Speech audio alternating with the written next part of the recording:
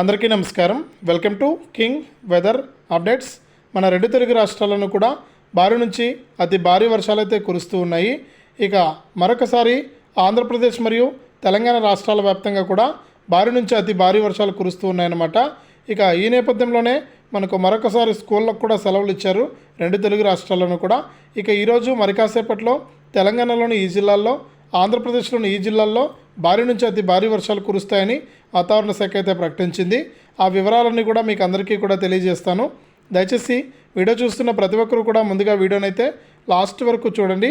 ఇక లాస్ట్ వరకు చూడటమే కాకుండా ఇలాంటి వీడియోలన్నీ కూడా మీరు మిస్ అవ్వకూడదు అనుకుంటే తప్పనిసరిగా వీడియో కింద సబ్స్క్రైబ్ అనే బటన్ ఉంది, సబ్స్క్రైబ్ చేసుకుని పక్కనే వచ్చే గంట పైన నొక్కి మళ్ళీ వచ్చే ఆల్ అనే గంట పైన నొక్కి ప్రతి వీడియోను కూడా మీరు మిస్ అవ్వకుండా తెలుసుకోండి.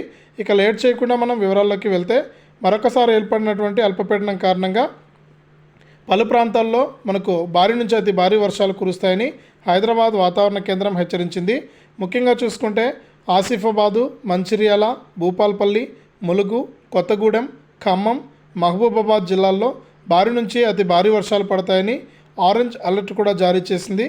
ఇక ఆదిలాబాదు, జగిత్యాల, కరీంనగర్, పెద్దపల్లి, సూర్యాపేట, వరంగల్, హన్మకొండ, జనగాం, సిద్దిపేట, భువనగిరి జిల్లాల్లో కూడా భారీ నుంచి అతి భారీ వర్షాలు కురుస్తాయని, ఈ జిల్లాల వారంతా కూడా జాగ్రత్తగా ఉండాలని వాతావరణ శాఖ అయితే ప్రకటించింది.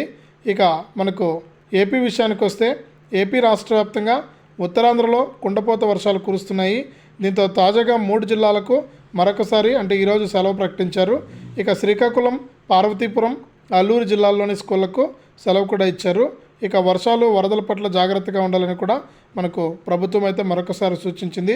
ఇప్పటికే విజయనగరం జిల్లాకు కూడా మనకు సెలవు అయితే ఇచ్చారనమాట. ఈ విధంగా రెండు తెలుగు రాష్ట్రాలను కూడా భారీ వర్షాలు కురుస్తున్నటువంటి నేపథ్యంలో ప్రజలందరూ కూడా అప్రమత్తంగా ఉండాలని వాతావరణ శాఖ అలాగే రాష్ట్ర ప్రభుత్వాలు అయితే సూచిస్తున్నాయి.